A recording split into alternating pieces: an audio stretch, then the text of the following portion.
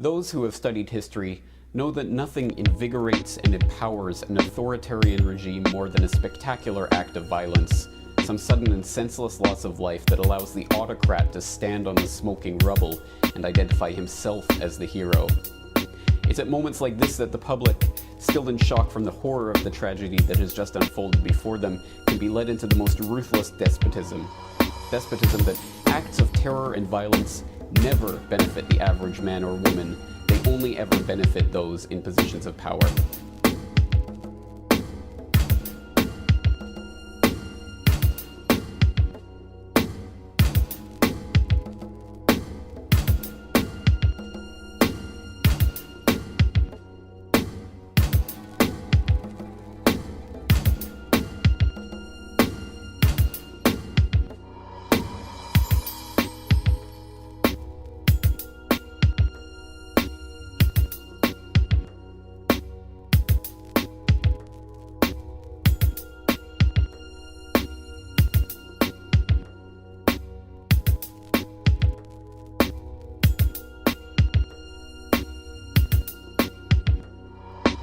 This is why Nero fiddled while Rome burned. It gave him a chance to throw out the Christians to the lions and rebuild the capital of the Roman Empire in his own image. This is why Hearst and the warmongers of the emerging American Empire were delighted by the destruction of the USS Maine in Havana Harbor in 1898. It gave them the excuse they needed to rouse the public into supporting the Spanish-American War. This is why Israel attacked the USS Liberty in 1967 during the Six-Day War, strafing and torpedoing it relentlessly for hours in a vain attempt to send it to the bottom.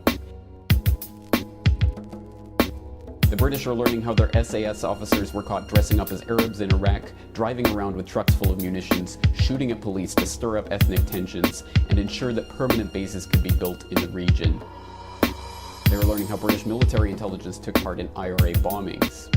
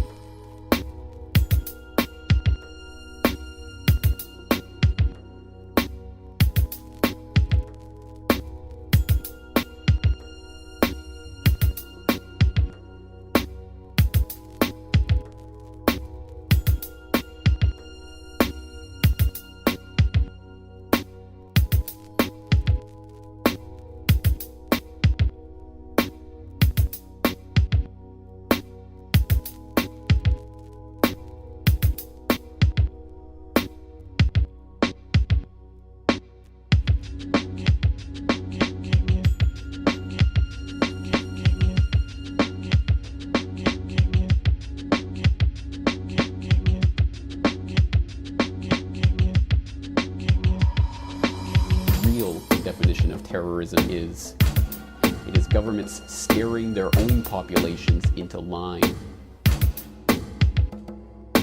The real definition of terrorism is, it is governments scaring their own populations into line.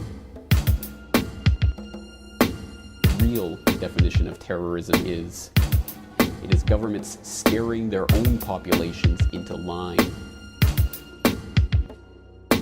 People are learning something else about terrorism. They are not terrorists for speaking out against their government. They are not terrorists for wanting the government to stop selling their children into servitude to pay bankers their bonuses. They are not terrorists for pointing out that the FBI and the CIA and Mossad and MI6 are behind every major international terrorist event. The people are not terrorists because they do not want to see more death. They do not want more destruction. The spilling of the blood of their fellow citizens is not in their interests. Death and destruction only ever serve the governmental and financial and industrial interests who always grow in power and wealth in the wake of every tragedy.